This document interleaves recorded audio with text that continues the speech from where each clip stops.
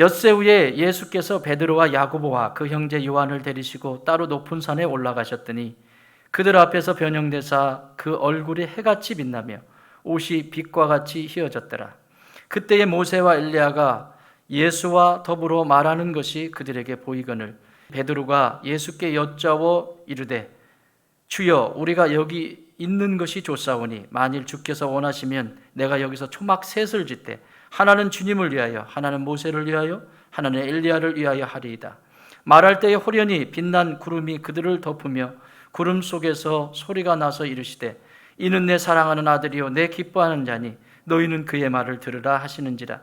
제자들이 듣고 엎드려 심히 두려워하니 예수께서 나와 그들에게 손을 대시며 이르시되 일어나라 두려워하지 말라 하시니 제자들이 눈을 들고 보매 오직 예수 외에는 아무도 보이지 아니하더라. 아멘.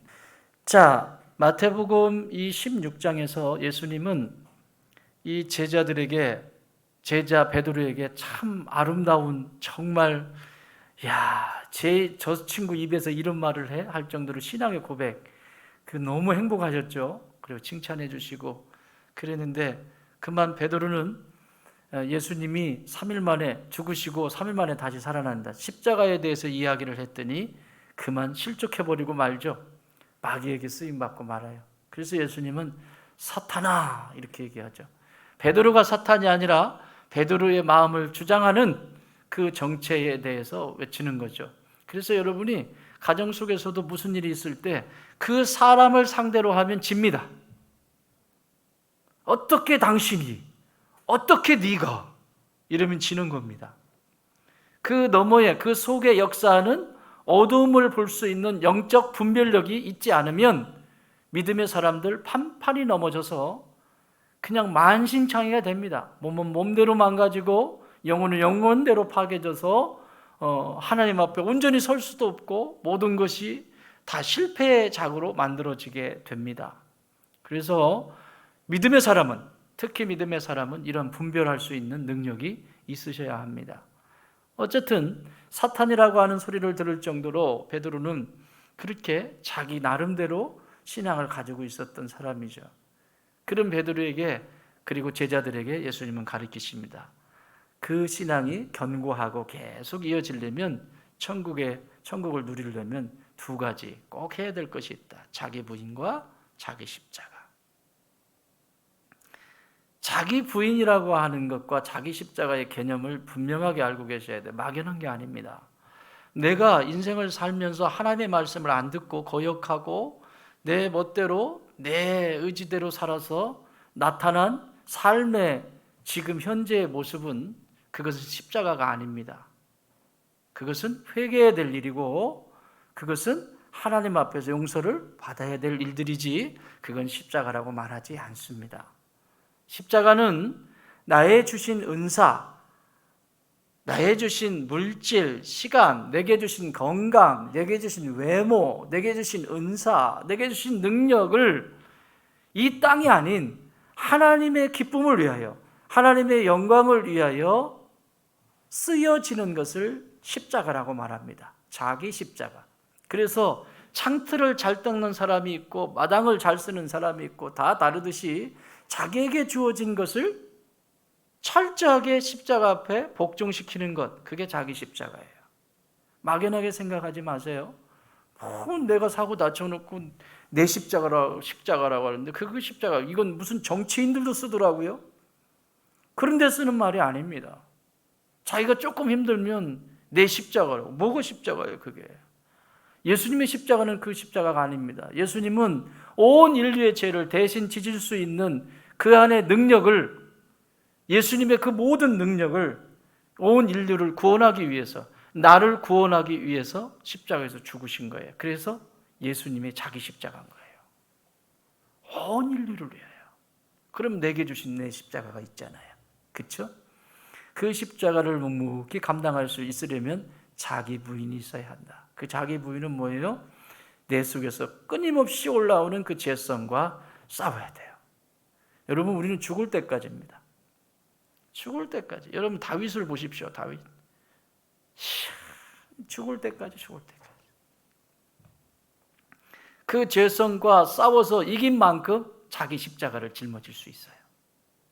자기 부인이 없는 자기 십자가는 있을 수 없습니다.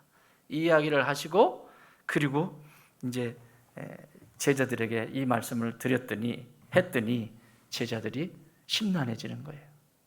도대체 어떻게 살라는 거 아니야? 지금 여러분들 표정하고 똑같아요. 여기서 한번 여러분 표정을 보면 가관입니다.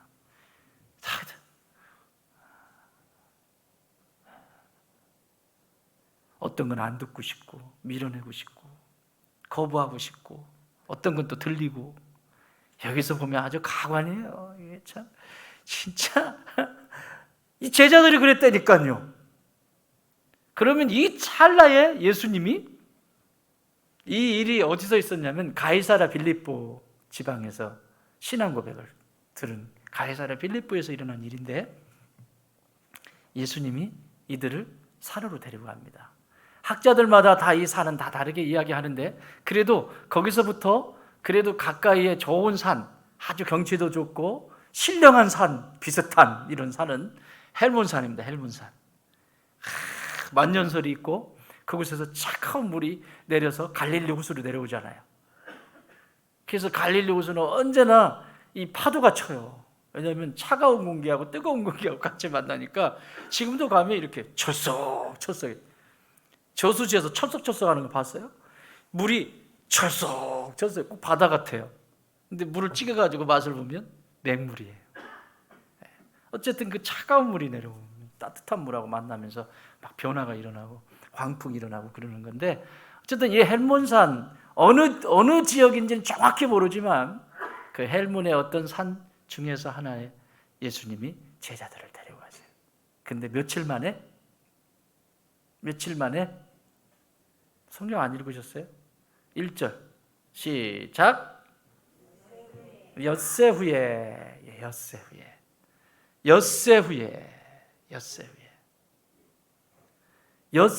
후에 예수님이 변화산으로 가신 거예요. 그걸 이제 우리는 변화산이라고 하자고요. 이 변형된 모습을 본 거니까 산 이름은 정확히 모르지만 변화산에 가신 거예요. 며칠 만에? 6일 만에. 여러분 6일 동안 제자들은 궁시렁궁시렁 하지 않았겠어요? 죽으신데 뭐 자기 부인은 뭐고 자기 십자가는 뭐고 막 떠드는 거예요. 그때 예수님이 6일이 되셔서 제자들을 데리고 나가십니다. 그리고 변화산에 가시는데 중요한 건 여기서 제자 중에서 누구 데리고 가세요? 제자가 몇 명이에요? 120명? 12명. 예수님의 제자, 사도. 예수님의 제자는 12명이에요. 그 12명 가운데서 3명을 데리고 가십니다. 베드로, 야고보, 요한. 자, 한번 읽어보겠습니다. 1절 시작. 엿새 후에 예수께서 베드로와 야고보와 그 형제 요한을 데리시고 따로 높은 산에 올라가셨더니 따로 12명 가운데서 3명을 따로 이 따로라고 하는 말이 오늘의 의미는 이런 뜻이에요. 사적이다라고 하는 뜻. 사적이고 구별되다 이런 뜻이에요. 예수님이 마치 사적인 것처럼 이 세 사람을 데리고 갔다는 거예요. 이디오스라고 하는 단어를 쓰는데 사적으로 은밀하게 이렇게 데리고 간 거예요. 왜 그러셨을까요? 항상 중요할 때는 이 세 사람만 데리고 다니세요. 자, 이걸 알려면 이분들의 이 세 분들의 마지막 삶, 마지막 생의 마지막을 보시면 왜 그러셨는지가 답이 나와요. 베드로는 예수님의 12 제자 가운데 수제자입니다. 선임.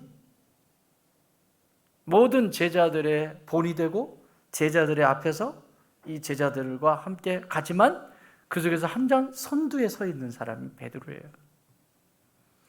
그래서 초대교회에 성령 받고 나서 마가의 다락방에서 120명이 성령 받을 때 성령 받고 나서 베드로는 담대해지는데 이 기독교가 시작이 되는 거죠. 그리스도교가 시작이 될 때 베드로는 감옥에 갇혀 수도 없이 핍박과 고난을 받을 때 제일 먼저 대표를 부르잖아요. 여러분, 이 교회에서 문제가 생기면 누굴 불러요? 여러분 불러요? 저 불러요? 대표를 불러요. 대표를. 그러니까 베드로는 대표성을 가지고 있어요. 그 당시에 핍박이 그렇게 올 때 수장 누구냐? 베드로 붙잡혀 가잖아요. 붙잡혀 갔는데 참 이분 가관이에요. 이분 딱 붙잡혀 갔으면 이게 이제 성령 받은 사람들의 특징이야. 내 안에 성령의 역사를 따라서 순종하고 그 기쁨과 그 평강 가운데 사는 사람들은 이런 일이 일어나요. 감옥에 갇혔어요. 여러분, 감옥에 갇혔다는 것은 내일 죽을지 오늘 죽을지 몰라요. 가둬놨다는 건 지금. 언제 죽을지 몰라요. 그런데 베드로 뭐 하시죠? 뭐 하셨어요? 감옥에 갇혀가지고? 또 찬양 불렀다고 하지 말고 뭐 하셨어요? 찬양 부르신 분은 바울과 실라고? 뭐 하셨어요? 주무셨어요. 아니, 어떤 상태면 이렇게 편하게 잘 수 있어요? 감옥에서 주무셨다니까?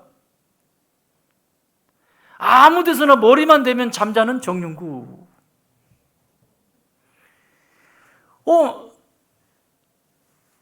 어떻게 이렇게 내가 지금 죽을지 내일 죽을지 모르는 상황 속에서 잠들 수 있었을까요? 여러분, 오늘 이 평강이 여러분 가운데 있기를 바랍니다. 오늘날은 믿음의 자리를 걸어가면서 너무 큰 상처와 아픔을 휘어잡고 그 문제가 예수 그리스도의 십자가 안에서 해결이 안 되니까 늘 불안하고 무언가 늘 강박적으로 움직이게 되고 초조하고 깊은 내면에서 평강이 올라오질 않고 계속 이렇게 되어지는 삶이 엉망진창이 돼버려요. 이게 마귀가 하는 짓이거든요. 베드로 목사님 뭐 하셨다고? 주무셨어요. 그랬더니 천사가 데리고 나가야 되는데 주무시는 거야. 그러니까 툭툭 치잖아요, 옆구리를. 그랬더니 인양만 또 옆구리에 치니까 치지 마. 왜 자꾸 그래? 난 자야 돼. 몇 번 더 쳐요. 그랬더니 눈 떠보니까 천사가 와 있는 거예요. 옥문은 열려 있고. 세상에, 나는 이런 축복이 있기를 바라요.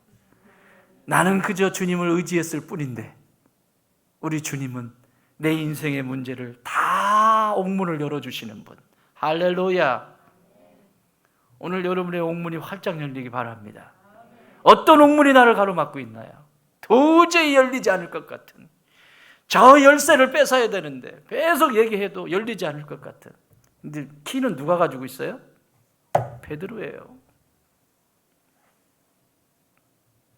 키는 누가 가지고 있다고?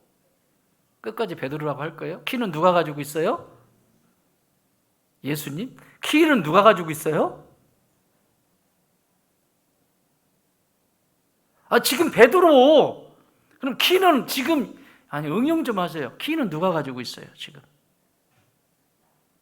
나죠, 나. 저 옥문을 열 수 있는 키는 나한테 있다고요. 세상은요, 내가 반응을 안 하면, 여러분 부부 사이도 마찬가지. 부부 사이도 막 이렇게 싸우잖아요. 막 네가 잘났다, 막 잘났다 할 때 어느 정도 되면 이게 말이 안 통하는구나. 그러면 큰 자가 말이 안 통하면 그래, 내가 잘못했어. 그러면 또 그러죠. 잘못한 태도가 아닌데? 잘못한 방식이 그렇게 하는 거야? 그래도 미안해. 그냥 미안하다. 내가 부족해서, 내가 크지 못해서, 참 내가 신랑구실을 제대로 못해서 미안하다 그러면 한참 하다가요, 그 다음에는 할 게 있어요, 없어요? 있어요, 없어요? 안 해보신 분들처럼 그러지 말고 없지요. 없어요. 시비 걸 게 없어요. 이제는 막 이제 그냥 다 받아주면. 근데 그게 되나? 그래서 너는, 내가 그러는 동안 너는 그래 그렇다고 쳐. 근데 꼭 새끼가 꼭 너를 닮았어. 아휴, 네 진짜. 뭐라고? 그래서 너는 계속 이거 하는 거야. 뭔 얘기하면 이쪽에서 얘기하면 그래서 너는, 또 이쪽에서 그래서 너는 이거 하고 있는 거예요. 계속. 그러니 옥문이 열려? 감옥에 둘이 갇혀가지고, 응? 그 감옥에 새 철상 쫙 있는 거기다가 가더니 들어있는지도 몰라. 그 안에 있는지도 모르고 거기서 그거 하고 있어요. 거기서 따라합시다. 감옥에서는 잠자자. 아멘. 주무세요 제발. 왜 깨셔가지고 난리치고 다니시냐고요. 그냥 주무세요. 주무시면 어련히 천사가 와서 옆구리 쳐가지고 그것도 문 열어놓고 가자 이러잖아요. 있을 수 없는 일이 일어나잖아요. 그리고는 갔더니 로데오라고 하는 여인이 딱 저기 아이가 베드로가 오니까 깜짝 놀라잖아요. 귀신이다 귀신. 있을 수 없는 일이 일어났다는 거거든요. 베드로가 자초지종을 설명하잖아요. 내가 이랬는데 하나님이 이와 같이 이렇게 하셨다. 여러분 힘내십시오. 지금 이 고난과 이 위기와 이 어려움 속에서 하나님은 우리와 함께 하시면서 지금도 승리의 장으로 이끌어가고 계십니다. 여러분 힘내십시오. 이렇게 외치는 거예요. 그리고 복음을 증거하잖아요. 그러다가 로마에 복음을 증거하러 갔잖아요. 근데 로마의 핍박이 얼마나 심해. 네로, 그 미친 네로, 검은 고양이 네로가 아니고 미친 네로. 그 역사 속에 잔인하기로 유명한 그 극악무도한, 하기는 그 네로의 심리학적인 측면은 진짜 그럴 수밖에 없는 구조야. 전혀 인정받지 못하고 사랑받지 못하고. 제가요 어저께 뉴스를 듣는데, 제가 이제 저녁에 한번 자기 전에 뉴스를 한번 체크하고 자는데, 진이야 뉴스 틀어줘 이러면 뉴스가 나와요. CBS에서 제공하는 10시 뉴스를 알려드리겠습니다. 뉴스 쫙 하는데요. 그래서 제가 찾아봤어요. 인터넷. 10대 아이들이 들으셨어요? 뉴스 보셨어요? 10대 아이들이 60대 할머니한테 담배 사다 줄래 안 사다 줄래? 그리고 위안부 그 저기 상 있잖아요. 위안부 그 상에 있는 소녀상, 거기에 있는 꽃 이렇게 올려놨잖아요. 그거 딱 갖다가 탁탁 치면서 담배 사다 줄래 안 사다 줄래? 60대 할머니한테. 피가 거꾸로 솟아요. 피가 거꾸로 솟아. 여러분 자녀는 안심하십니까?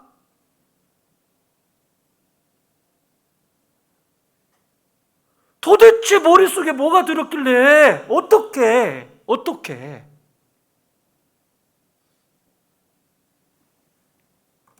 장담할 수 없어요. 지금 저는 적어도 제 직무유기를 하지 않기 위해서 좋은 땅교회에 들어오신 모든 젊은 부부들과 아이들은 목숨 걸고 아이의 10년 뒤를 보고 오늘을 양육하세요. 내 마음대로 하고 싶지. 내 마음대로. 늘 불편한 거니까. 힘드니까. 옛날에 제가 이 얘기 또 해요. 단 그게 너무 감동적이었어요. 저희 집에서 저희 딸들이 뭐라고 하냐면, 우와, 우리 아빠의 감정 지수는 갑이야, 갑. 드라마 보다가도 그게 막 금방 이입이 돼가지고 막 거기서 이러고 있는, 물론 갱년기여서 그런 거야. 옛날에 집시카야 집시맨이야. 그 텔레비전 프로그램. 요즘은 안 하던데. 차를 개조해가지고 부부가 이제 이렇게 다니는데 그 딸내미가 한 30쯤 30대 초반 되는 것 같아요. 결혼해가지고 아이도 있고. 근데 엄마 아빠가 캠핑 이렇게 돌아다니면서 1년에 반은 둘이 돌아다니면서 이렇게 여행을 한다 그래. 그러니까 얘네들이 딸이 둘인데 얘네들이 거기를 아버지 엄마 있는 데를 찾아온 거죠. 그래서 촬영을 하는데 이 딸이 울먹울먹하면서 얘기를 하는데 제가 잊을 수가 없어요. 그 부부는 엄마 아빠는 10대에 사고를 쳐서 결혼을 한 거예요. 쉽게 말하면 철도 없는 아무 철딱성이 없을 때 어쩔 수 없이 가정을 세워야 되는, 그런데 태중에 있는 이 아이를 지우지도 않고 그대로 엄마는 품고 아이를 낳은 거예요. 자, 그러면 보통 무슨 일이 일어나죠? 이 정도면 살면서 별의별 일이 다 있고 다 이 모양 저 모양 다 있는데 지금 이 딸이 30이라면서 결혼을 했다고. 근데 이 딸이 뭐라고 얘기하냐면 울면서 얘기해요. 엄마, 내가 시집가기 위해서 아이를 낳기 전까지는 몰랐는데 엄마 아빠가 그 철도 없는 그 젊은 날에 나를 낳았는데 어떻게 나를 보호했어? 나 버리지 않고 어떻게 나를 이렇게 키워주셨어요? 나도 지금도 이렇게 힘든데 어떻게 키워주셨냐고. 그러면서 울더라고. 여러분, 지켜주셔야 될 것이 있어요. 반드시. 후회하지 않으려면. 나중에 시간이 다 지나서 그 아이들이 컸어. 아빠가 나한테 해준 게 뭐가 있어요? 엄마가 나한테 해준 게 뭐가 있어요? 그러면 어떡할 거예요? 그 30대 초반의 젊은 처자가 자신이 아이를 키워보면서 엄마 아빠의 심정을 알면서 엄마 아빠 품에 안겨서 너무 고맙다고, 엄마 감사해요, 아빠 감사해요, 한참을 울어. 그게 물론 이제 텔레비전이니까 그 편집을 했죠. 우는 장면하고 뒤에 이제 잘랐는데 얼마나 울었겠어요. 우리는 옥문이 누가 열어주기를 기다리고 있거나, 아니 그 정도만 봐도 괜찮아요. 옥에 갇혀 있으면서 내가 옥에 갇혀 있는지를 몰라. 그래서 하나님이 도와주실 수가 없어요. 베드로는 이런 마지막의 인생을 정리를 하는데 로마에 갔는데 이 베드로가 얼마나 무서워요. 그 네로의 그 핍박 앞에서. 그래서 무서운 거야. 여러분, 성령 충만하면 늘 충만하고 그냥 나 지금 죽어도 좋다 이러면 좋은데 늘 그렇지 않잖아요.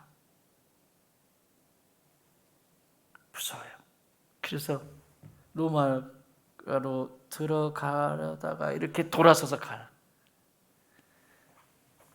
그때 예수님이 뭐라고 하세요? 너 어디 가냐? 예수님이 로마로 향해서 가시는 거예요. 그러니까 베드로가 질문하죠. 영어로는 Where are you? Where are you? Where are you going? 어디 가요? 그게 쿠어바디스예요. 쿠어바디스. Where are you going, Lord? 쿠어바디스 도미네.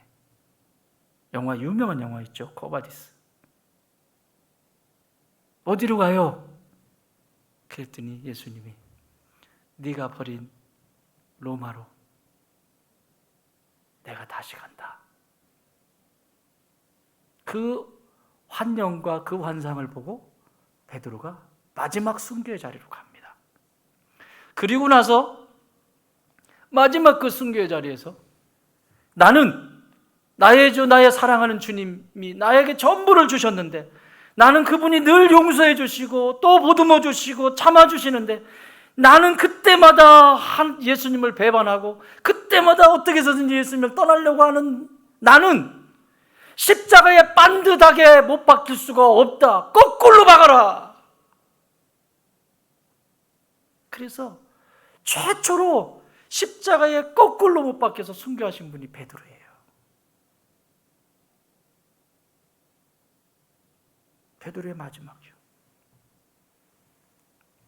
야고보와 요한은요, 세베대의 아들 야고보와 요한, 그의 어머니는 치맛바람.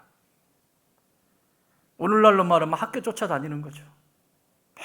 맨날 학교 쌀거리고 다니는 거예요. 그리고 예수님한테 와서 얘기합니다. 선생님, 당신이 나중에 왕이 되시면 하나는 우의정, 하나는 좌의정. 아시죠? 내가 당신 활동하시는데 활동비 얼마나 지원하는 줄 아시죠? 그러니까 우리 이 두 아들은 하나는 좌의정, 하나는 우의정 시켜라. 야고보 좌의정, 뭘 했든지 어쨌든 좌의정, 우의정. 좌청룡 우백호? 좌의정과 영의정 시켜달라는 거죠. 그게 이들의 엄마의 부탁이었습니다. 근데 그렇게 됐어요, 안 됐어요?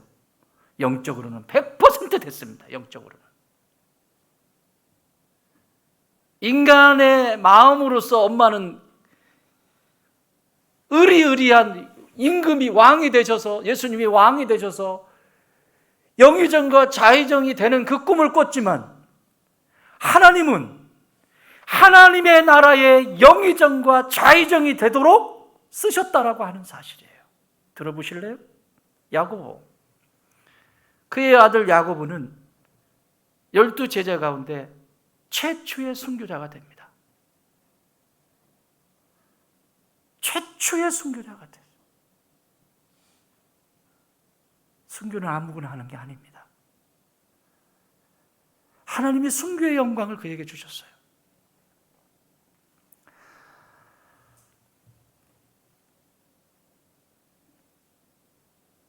순교는 그렇게 하는 게 아니잖아. 쉬운 게 아니잖아요. 우리 주기철 목사님 일화가 있잖아요. 지금 저 인천에 가면 주한장로교회 주승중 목사님, 장로의 신학대학교에 설교학을 가르치셨어요. 그런데 거기 담임으로 계신데 그 주승중 목사님이 주기철 목사님의 손자입니다. 이 손자 대신 주 목사님은 할아버지 주기철 목사님에 대해서 회상하시고 가끔 말씀을 하세요. 그런데 할아버지 주기철 목사님이 순교의 자리에 갈 때, 여러분 이 세대를 잘 분별하세요. 지금 기독교 안에서도 좌파, 우파 비슷하게 뭐 이편 저편 나눠지는 이런 비슷한 성향이 있는데 그게 중요한 게 아니라 우리는 하늘파예요. 하늘파. 아멘.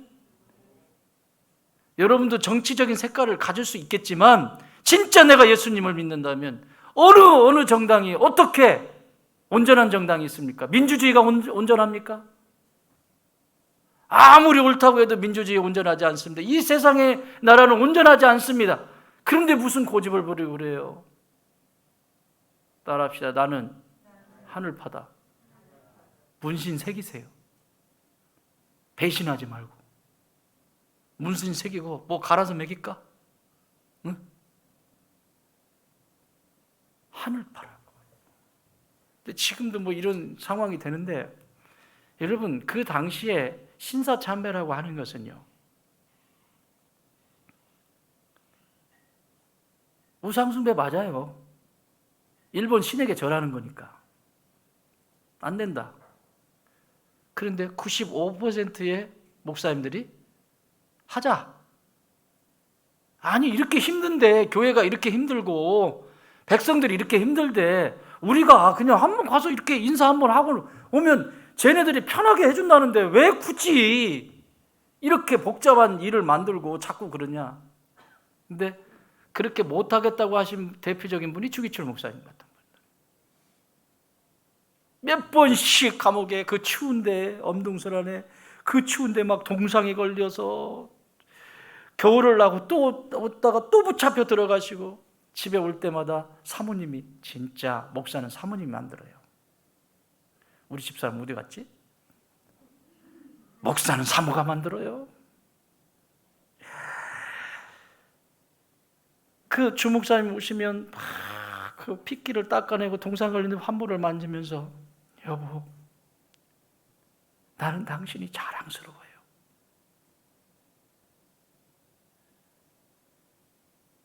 끝까지 하나님이 주신 마음 잃지 마세요. 여기는 걱정하지 마세요. 여러분, 자녀들이 있는데 왜 걱정이 안 되겠어요? 자녀들. 그런데 사모님이 걱정하지 말고, 쉽게 말하면 여기 걱정하지 말고 그냥 순교하세요 이거예요. 무섭죠? 우리 집사람도 그럴 것 같아. 그냥 뒤지세요 이렇게 하는 거예요.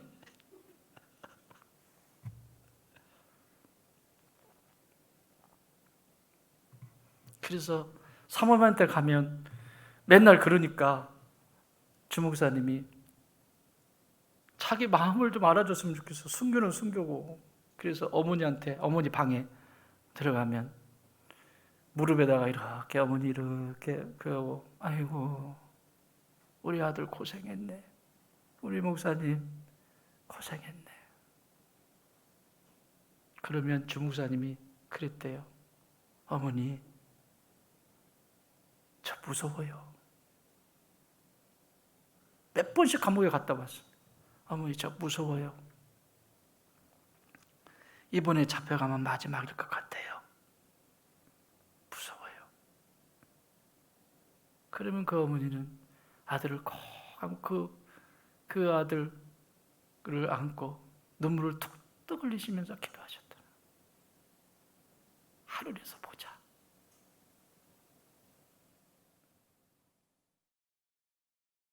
이 세상에 부귀영화 부러워하지 말고 하늘에서 보자. 여러분, 한국교회는 어떻게 했는 줄 아십니까? 이 주목사님을 95% 이상이 들고 일어서서 저런 자는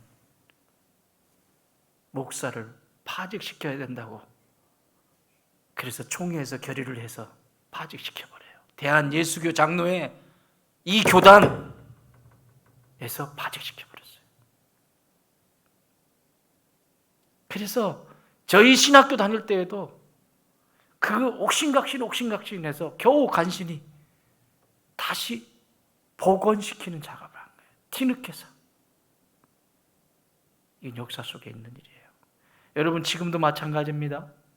코로나의 이 위기를 겪으면서 여러 가지 색깔들이 드러나죠.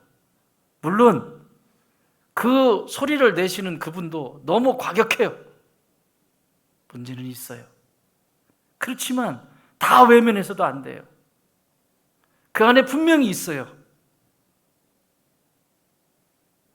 남들이 다 간다고 해서 그 길을 다 따라간다면 하나님 앞에서, 예수님 앞에서 뭐라고 할 거예요? 남들이 다 하는 이혼, 남들이 다 하는 가정 무너뜨리는 거 다 하고 뭐라고 말씀드릴 거예요, 하나님 앞에? 진짜 내가 예수님의 구원받은 백성이라면, 순교까지는 아니어도 그렇지 않습니까? 하늘에서 받으세요. 이 땅에서 받지 말고 하늘에서 받으세요. 내 자녀들이 자라는 모습이 믿음 안에서 하나님 나라의 가치관을 가지고 여기서 자라나고 있는 그 모습을 보면서 기뻐하세요. 세상의 것 좀 부족해도 그 모습이 예수님을 닮아가는 모습을 보면서 기뻐하세요. 내가 남겨줄 것 없어도 내 자녀가 예수님을 닮아가는 그 모습을 보면서 기뻐하세요. 뭘 줄 거예요? 남겨줄 게 그렇게 많아요? 여러분, 제가 늘 말씀드리죠. 내가 하나님 앞에서 뺀질거리는 것이나 우리의 자녀들이 하나님 앞에서 자신들 부모들 앞에서 뺀질거리는 거 똑같다고. 잘 들으세요. 똑같아요. 하나님 말씀하시는 안 듣고 싶으면 이러는 것처럼 애들이 부모가 뭐라고 하면 하죠. 네가 그러고 있는 거예요. 네가 하나님의 소리를 안 듣는 거죠. 야고보 사도는 최초의 선교자였어요. 맞아요. 영의정 자의정 맞아요. 그 선교로 말미암아 초대 교회는 오히려 흩어지면서 복음이 더 흥왕케 되어지는 거예요. 여러분, 그리스도교, 기독교는 핍박이 강하면 강할수록 더 견고해지는 게 그게 살아있는 신앙이거든요. 여러분들처럼 코로나 왔다고 하니까 숨기 바쁘고 어디로 가기 바쁘고 뭐하기 바쁘고 왜 말을 안 듣냐부터 시작해서 여기에만 분주하고,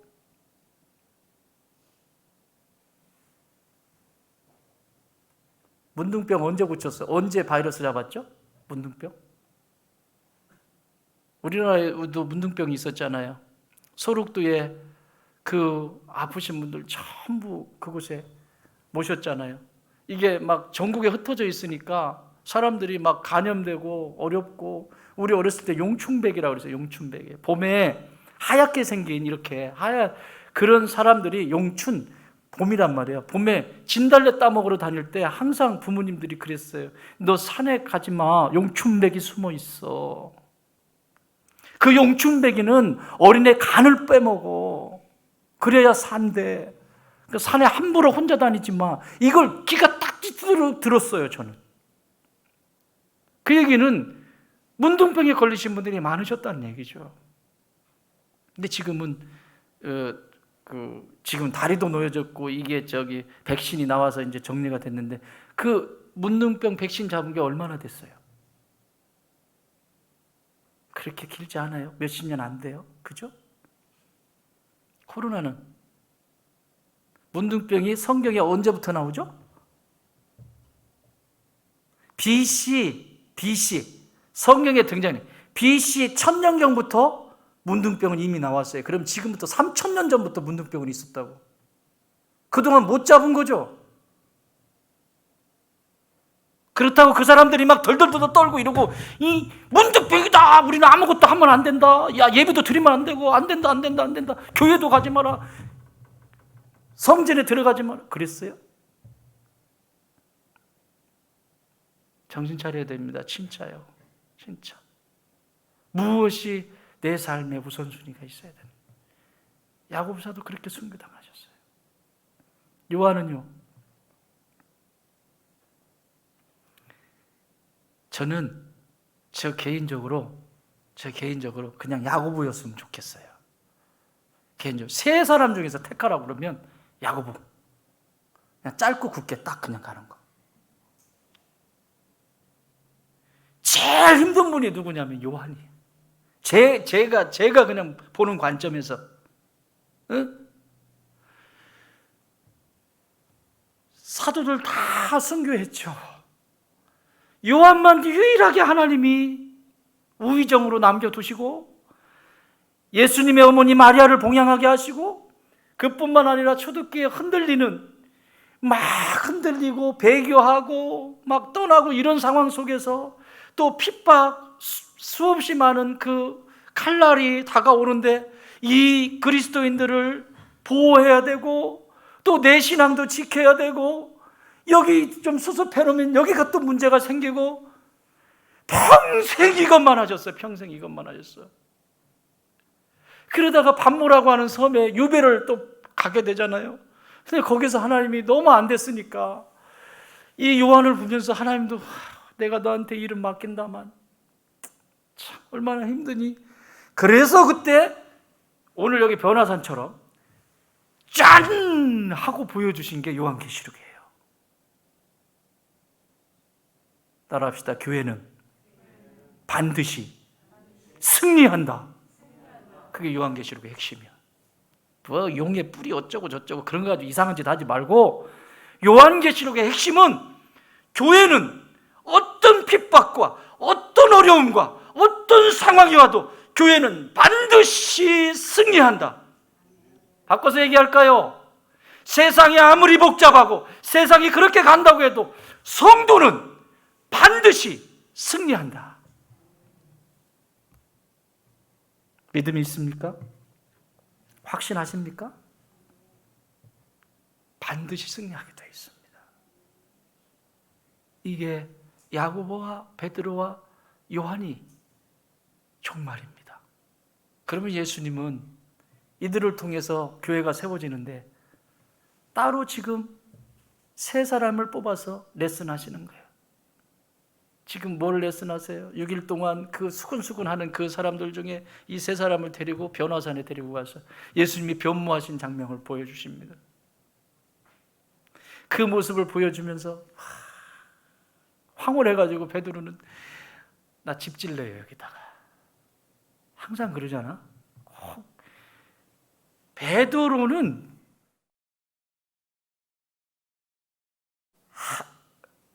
그냥 성령 받기 전엔 베드로는 항상 헛다리야, 헛다리. 헛다리 짚어, 헛다리. 그러니까 예수님이 원하시는 그 영역이 아니고 주는 그리스도 살아계신 하나님의 아들입니다. 요거 빼놓고는 다 헛다리야, 헛다리. 다 헛다리. 그러니까 사탄아 막 이런 소리 듣고 막 이제 이러는데 여기서도 마찬가지예요. 초막 셋을 짓겠대, 거기다가. 누구 방식이에요, 이거? 자기 방식이죠. 자기 방식이죠. 자기 방식이에요. 자기 방식. 베드로에게는 이 자기가 움직이는 자기 방식의 모습이 그냥 만연해 있어요. 그래서 예수님은 이렇게 변형되고 막 엘리야는 BC 800년경 사람이니까 지금부터 한 2800년경의 사람이고 또 모세는 한 BC 1500년경의 사람이니까 지금부터 한 3500년 전의 사람인데 이 시간과 공간을 초월해서 예수님과 지금 함께 계시는 거예요. 잘 들으십시오. 시간과 공간을 초월해서 그 변형된 모습을 지금 보여주고 있는 거예요. 예수님도 지금 1500년의 사람과 BC 800년 전의 사람이 그리고 예수님이 같이 있고 베드로가 거기 있어요. 사랑하는 여러분, 내가 예수를 믿는다라고 하는 것은 변형되는 존재입니다. To be transformed. 그러니까 완전히 바뀌는 거예요. 내가 예수를 믿는다. 그럼 바뀌는 거예요. 바뀌어야 되는 거예요. 바뀌어야 정상이에요. 고린도후서 5장 17절 뭐라고 말씀하시죠? 이전 것은 지나갔으니 보라 새 것이 되었도다. 내가 이전에는 이런 생각을 했는데 진짜 부활의 예수님을 만나고 나면 생각이 바뀌기 시작해요. 내가 이전에는 가치를 여기 뒀었는데 나를 구원하신 부활의 예수님을 만나면 그 가치를 하늘에 두게 된다고요. 트랜스폼도 되는 거예요. 그냥 그게 변형됐다라고 하는 거예요. 2절에 보면 그들 앞에서 뭐했다? 변형되사 시공간을 초월한 거예요. 그래서 지금부터 2500년 전에 모세나 또 엘리야나 그리고 예수님 당시에 베드로나 바울이나 그리고 우리 교회의 역사 속에 100년 전에 우리의 믿음의 선진들이나 오늘 내가 어떤 상황 속에서든지 믿음의 사람은 같이 그곳에서 시공간을 초월해서 함께 통하는 거예요. 그래서 성경은 역사로 끝나는 것도 아니고 성경은 남 얘기가 아니라 이 변형된 변화산의 이 사건을 믿는 나에게 오늘도 동일하게 그때의 사건이 동일하게 나의 사건이 되고 그때의 그 어려움을 극복하고 넘어섰던 그 사건이 오늘 나에게 동일하게 역사가 일어난다라고 하는 사실이죠. 이것을 받아들이는 게 믿음이에요. 그래서 그 역사는 일어나요. 근데 이 베드로 보세요. 수막 셋을 지켰다고 하는데 얼마나 말을 안 해. 자기 멋대로인지 베드로의 태도는 예수님의 말을 전혀 듣지 않아요. 그래서 17장 5절에 보면 말할 때에 호련히 빛난 구름이 그들을 덮으며 구름 속에서 소리가 나서 이르되 이는 내 사랑하는 아들이요 내 기뻐하는 자니 너희는 그의 말을 뭐하라? 그의 말을 뭐하라? 들으라. 무슨 얘기예요? 쉽게 설명드릴까요? 쉽게 해석해 드릴까요? 제발 베드로야, 제발 야고보야, 제발 요한아, 네 앞에 있는 예수의 그 말을 들어라 좀 제발. 아직도 실감이 안 나네. 이게 이제 마가복음 5장에 가면 무슨 사건이 있냐면, 이 얘기하고 마무리해요. 5장에 가면 무슨 사건이 있냐면, 혈류 근원이 마르지 않아서 왔던 12회 그 여인 사건 전에 뭘 하죠? 회당장 야이로가 내 딸을 고쳐달라고 사람을 보내죠. 그런데 가는 길에 12회 혈류 근원이 마르지 않은 여인 고치고 이러면서 시간이 지연되고 도착을 했을 때는 죽었죠. 실제 죽은 거예요. 그래서 사람들은 그 죽은 여자아이 앞에서 곡하죠. 엄마 아빠도 곡을 하고 내 딸이 죽었다고 슬픈 가운데 있죠. 그런데 예수님이 이렇게 말씀하십니다. 마가복음 5장 39절, 들어가서 그들에게 이르시되 너희가 어찌하여 떠들며 우느냐? 이 아이가 죽은 것이 아니라 잔다. 죽었대요? 잔대요? 굉장히 중요한 표현입니다. 죽은 것으로 보는 사람과 자는 것으로 보는 것은 완전히 천지차이죠. 죽은 것으로 보는 것은 소망이 없는 거고요. 잔다라고 하는 것으로 보는 것은 언젠가는 깬다라고 하는 거죠. 기독교적인 죽음과는 언제나 잔다라고 표현을 합니다. 여러분이 인생을 다 하고 마무리하고 죽음의 자리로 들어갈 때 그 모습을 잔다라고 말합니다. 왜? 언젠가는 깰 거니까. 언제? 예수님이 재림하시는 그날에 온 성도는 다 깨어날 거니까. 죽는 것이 아니라 자는 것이에요. 깊은 잠 한숨 자고 일어나면 깨어날 그날이 있어요. 그래서 믿음의 사람은 마지막 숨을 넘길 때 잠자리에 깊이 드는 거예요. 그동안 고마웠다. 사랑하는 내 딸, 내 아들, 여보 고마웠어. 그러고 가는 거예요. 이런 자신의 마지막에 보이지 않으면 안 가려고 하는 거죠. 내 안에 믿음이 없는데 땅밖에 없는데 오직 땅, 땅따랑 땅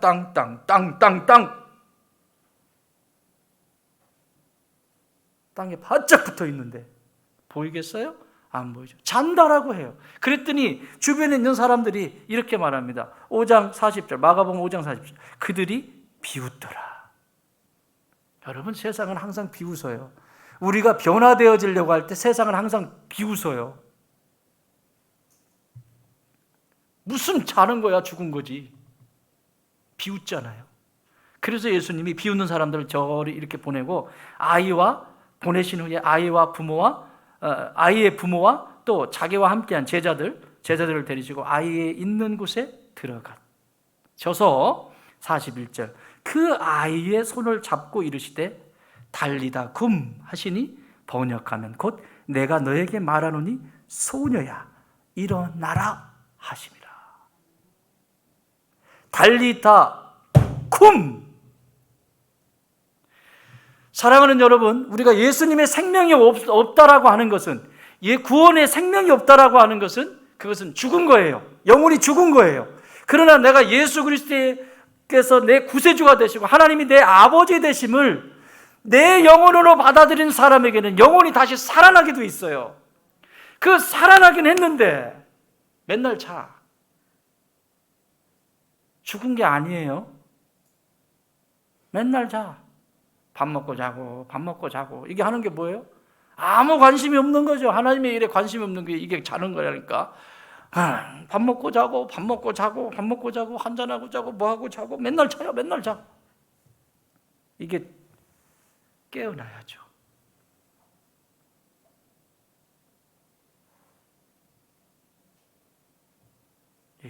중요한 원리가 있습니다. 따라합시다. 하나님은 말씀하시고 나는 듣는 자다. 아무리 환상을 보여주고 변화선의 그 위대한 것을 보여주고 위로하시기 위해서 하나님이 보여주신 그 수없이 많은 것들이 있지만 지금 내 앞에 있는 너의 길이요 진리요 생명되는 예수님의 말이 안 들리면 무슨 소용이 있냐? 여러분의 인생 속에 아무리 풍요로운 것 같아도 하나님의 음성이 들리면 응답하시면 돼요. 믿습니까? 나는 응답하는 존재예요. 응답하는 존재. 따라합시다. 나는 하나님 말씀 앞에 응답하는 존재다. 응답하면 잠에서 깨게 돼 있어요. 응답하면 내 영혼의 잠에서 깨어나게 돼 있어요. 응답하는 존재예요. 얼마나 중요하면 응답하라 1987이 있겠습니까? 응답하라 1994. 오늘은 며칠이죠? 응답하라 0829. 지금 이 시간에만 응답할 수 있도록 하나님이 허락하시는 순간이라고요. 이 예배 시간에 하나님이 응답하라고 말씀하시면 응답하라 0829. 내일은 응답하라 0830. 모레는, 그럼 9월 1일은 응답하라 0910, 0901. 여러분, 이런 삶의 방식을 가지고 내가 응답하기 위해서 준비되어 있는 사람이라면 어떻게 영혼이 잠들어 있겠어요? 하나님이 말씀하시는 소리가 어디서부터 어떻게 말씀하실지 모르니까 늘 영적으로 깨어있고 그 깨어있는 대로 반응하고 응답하여 나가겠지요. 믿습니까? 여러분, 기도할 때 이런 기도 하잖아요. 하나님, 제 길을 인도하여 주시옵소서. 이 길을 인도하여 주시옵소서. 수도 없이 많이 인도해 달라고 하잖아요. 하나님은 인도하시지 않은 날이 없어요. 하나님은 내 삶을 인도하시지 않은 적이 없어요. 문제는 인도하시는데 말을 안 들어요. 그런 기도 하지 마. 인도해 주시옵소서. 그러면 하나님 뭐라고 하신 줄 아세요? 나는 너를 인도하지 않은 적이 없다. 네가 말을 안 들어. 야, 저 산으로 가자. 그런데 말귀를 못 알아들으니까 산으로 안 가고 엉뚱한 데로 가는 거예요. 엉뚱한 데로. 인도하시지 않은 적이 없다니까요. 여러분이 응애 하고 태어나는 순간부터 지금까지 인도하시지 않은 적이 없어요. 아멘도 안 하네? 인도하실 때 거기에 내가 어떻게 반응하냐? 응답은 내가 하는 것입니다. 오늘도 주님은 여러분에게 말씀하세요. 변화산의 그 아름다운, 여러분이 삶에 지치고 어려울 때 하나님은 위로하시는 거예요. 그런데 그 위로 속에서도 반드시 기억해야 될 것은 하나님의 음성을 들으셔야 돼요. 예수님의 음성을 들으셔야 돼요. 내 뜻대로 하는 게 아니에요. 이 세상에 제일 무서운 이단이 나름대로예요. 나름대로. 나름대로. 제일 무서워요. 이건 교회 속에 있어요. 사랑하는 여러분, 나는 저와 여러분이 하나님이 말씀하실 때 바로바로 응답하는, 예수님 말씀 잘 듣는 그런 귀한 하나님의 백성들이 되길 주의 이름으로 축원합니다. 응답하라? 그렇지. 오늘이니까. 내일도 물어볼 거야. 응답하라 그러면 여러분 내일은 0830 이렇게 엉뚱한 데 응답하는 거야. 오늘 29일인데 7월 25일짜리 응답해가지고 회한이 생기고 내 인생 뭐야? 지나간 과거 붙들고 있으면 뭐합니까? 어떻게 하지도 못하면서 또 아직도 오지 않은 저 10월 1일 거기에 응답하고 있어요. 응답하고 있어요. 그러니까 두렵지. 아직 살아보질 않았으니까. 하나님은 오늘 여기에서 인도하시는, 말씀하시는 여기서 하나하나 순종할 때 하나님이 옥문을 여시고 나의 자리를 아시고 언제나 귀한 것들로 채우심을 믿습니다.